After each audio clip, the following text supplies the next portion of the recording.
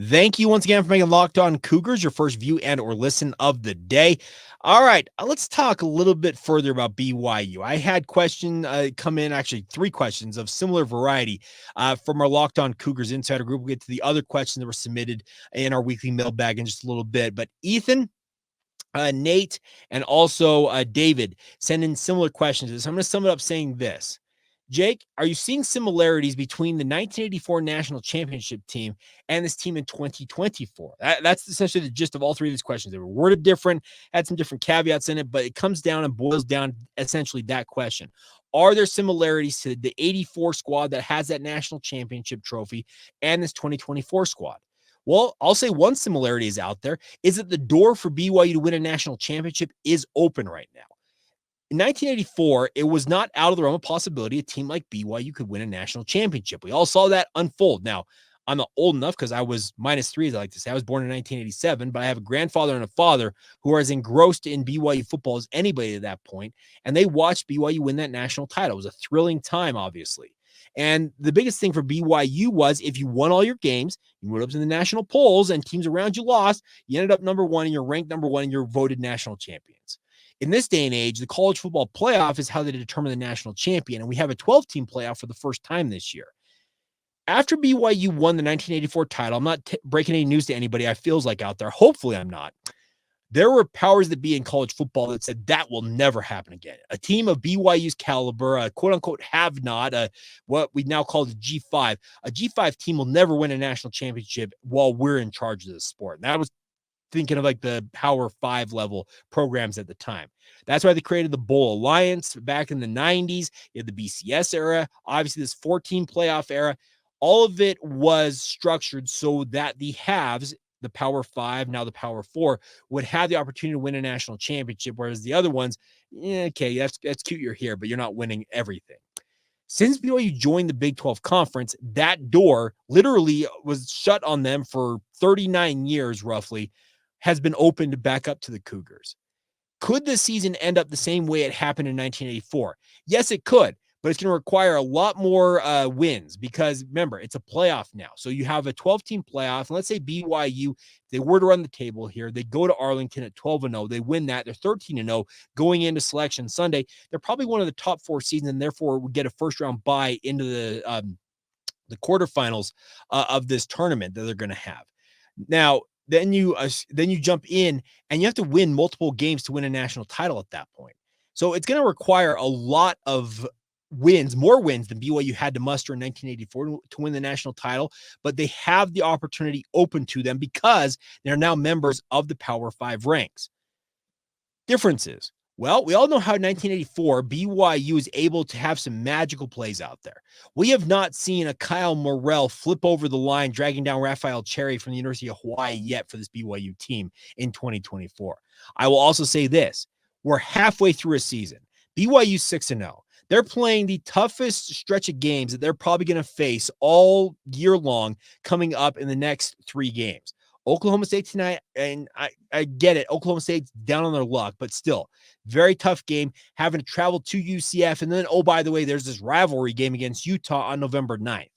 The next 3 games are critical. If BYU wants to be that contender that many people either A, believe they are, or B, think that they are pretenders that are masquerading as contenders, well, these next 3 games are going to tell us a lot about this BYU squad.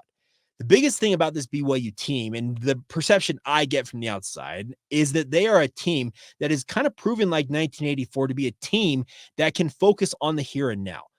Us in the media, me doing this podcast, what I do in my day job with KSL Sports Zone, you as fans, we can take games 2 and 3 at a time. I mentioned there's a 3-game stretch here coming up that's critical for any and all hopes BYU has. But the team has shown, much like the 84 team, that they focused on the here and now. What do I have to accomplish today to live my dream?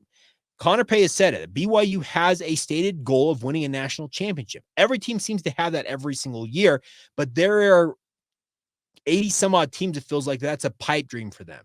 It's a reality for BYU at this point. They have to understand that if they can run the table here, even if they drop 1 along the way, they can still find their way into a playoff and have every opportunity to live that dream and win that national title.